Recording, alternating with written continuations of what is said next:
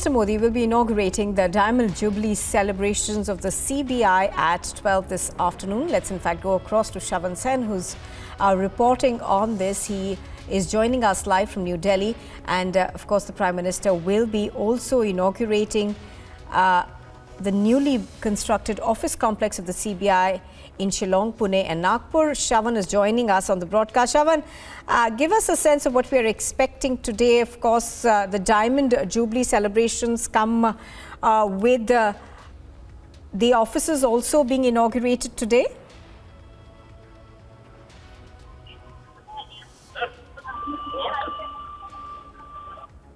Shawan, can you hear me?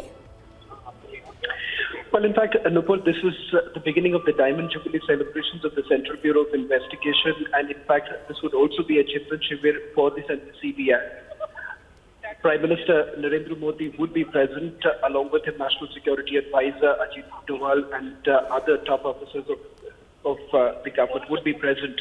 Now, important to point out here is that, remember, for the Central Bureau of Investigation, which has essentially gone through several ups and downs, and this at a time when the opposition is essentially targeted at the Central Bureau of Investigation, with the sole allegation being that only opposition leaders are essentially being targeted by the Central Bureau of Investigation. It would essentially be very important to see how exactly the Prime Minister basically addresses several of the officers and the awardees in this. You have all the top officers of the Central Bureau of Investigation, the state police, and several who are participating in this. So it is going to be important to see what the Prime Minister essentially has to say, the message that he wants to send across. Because remember, the floor of the Parliament, the Prime Minister has essentially backed both the agencies, the Central Bureau of Investigation as well as the Enforcement Directorate, saying that the crackdown on corruption is paramount for this government, and perhaps the CBI and the Enforcement Directorate has been at the forefront of it. Having said that, if you really look at the numbers in terms of the conviction rates, that has been yet another flashpoint and something that has been highlighted by the opposition party. If you look at the conviction rate of the Central Bureau of Investigation starting from the year 2014, it roughly stands about 69% and has been hovering around 65 to 66%. That, if you compare with the other central agency, that is the National Investigation Agency, it is far lower. But having said that, the mandate of these agencies are completely different. Now, what the Central Bureau of Investigation essentially looks at is basically curbing corruption, and that is exactly the focus of their investigation has been. Now, what's important here is that you have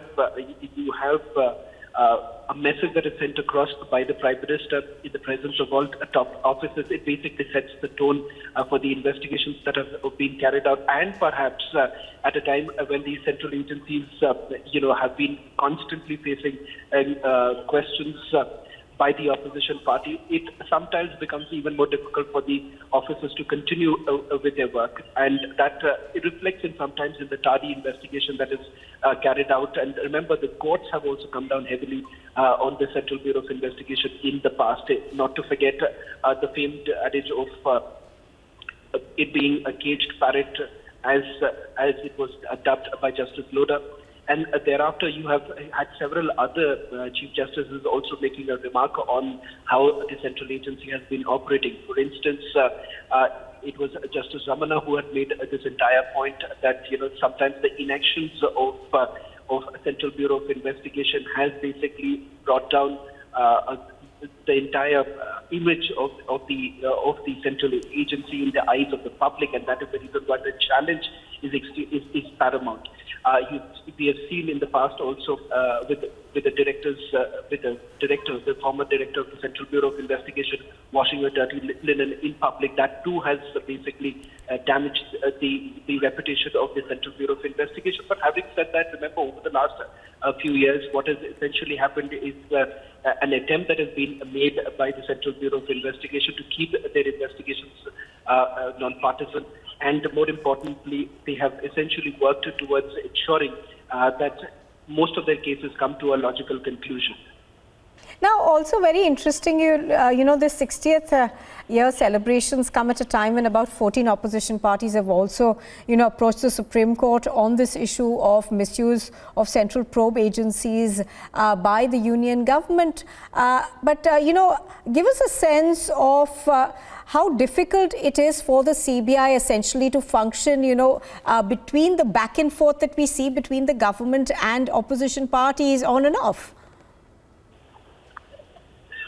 Well, in fact, the attempt that has always been made by the investigating officers is to basically remain away from the politics of the day. Because remember, at the end of the day, the Central Bureau of Investigation, even though it is attached to the Home Ministry, they are certainly answerable to the courts, and that is exactly what has been seen in several of the cases that have come up before the court in the last few months. And that is the reason why, perhaps if you see, the Central Bureau of Investigation has always made the attempt to try and at least draw the red line. But having said that, the opposition parties have essentially targeted the Central Bureau of Investigation with the fact that only opposition leaders have essentially been targeted since 2014. But the counter to this entire argument has been, if you really look at most of the cases that are being investigated right now, some of these cases have already been registered during the tenure. So to say that this is they're basically acting on their master's voice